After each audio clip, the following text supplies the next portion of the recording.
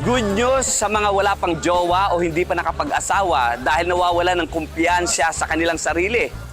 Dahil may lalaki na tinaguri ang pinakapangit na lalaki sa buong mundo, pero maraming asawa. Si Godfrey Baguma, isang 50 anyos na lalaki na naninirahan sa Kasianga Town Council sa Luwenge, Uganda, ay itinuturing na pinakapangit na tao sa buong mundo. Sa kabila ng kanyang kapangitan, si Godfrey ay maraming naging asawa.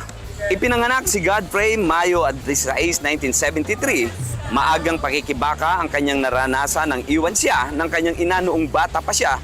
Dahil para sa kanyang ina, hindi isang normal na bata si Godfrey dahil sa ito ay sobrang pangit. Lumaki siya sa piling ng kanyang lola na nagbigay ng pagmamahal at pag-aalaga sa kanya.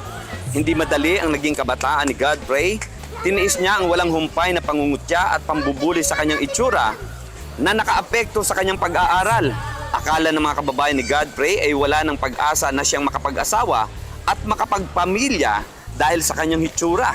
Nagbago ang lahat ng matagpuan nito, ang babaeng kanyang minahal at umibig sa kanya. Ngunit ang inakala nitong matamis at maligayang pagmamahalan ay naging mapait at masakit matapos nitong mahuli na ang kanyang minamahal na asawa ay nagtaksil sa kanya. Noong 2013, pinakasalan uli ni Godfrey sa edad na 40 ang kanyang pangalawang asawa na si Kate Namanda matapos harapin ang nakakabagbag damdaming pagtatapos ng kanyang unang kasal. Ang kanyang katatagan at positibong pananaw sa buhay ang nagbunsod sa kanya upang muling makahanap ng pag-ibig at ang kanilang pagsasama ay umunlad sa pagdating ng 6 na anak. Noong 2002, sumala ito sa paligsahan bilang pinakapangit na tao sa buong mundo at hindi naman ito nabigo. Nakakuha si Godfrey ng pandaigdigang pagkakilala sa pamamagitan ng pagkapanalo sa titulong World Ugliest Man sa buong mundo.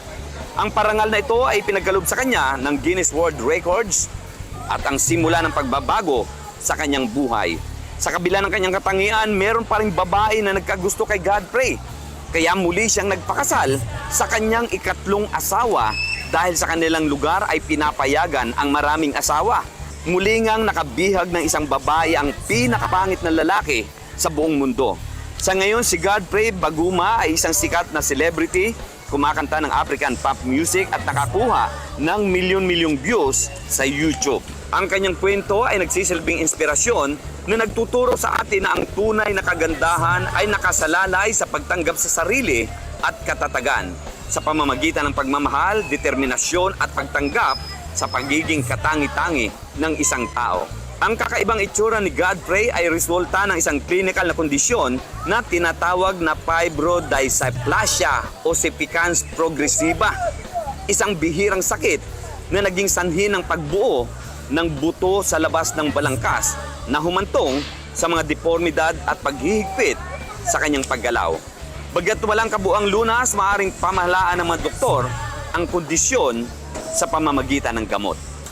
Kaya doon sa mga lalaki na sinasabing wala silang gandang lalaki at hindi naman kapugian, huwag kayong mawala ng pag-asa.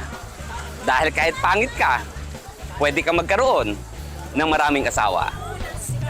Kasama si Jeff Gonzalez at si Jeremy Ramos, Smile sa Veteran III, para sa Balitang Unang Sigaw.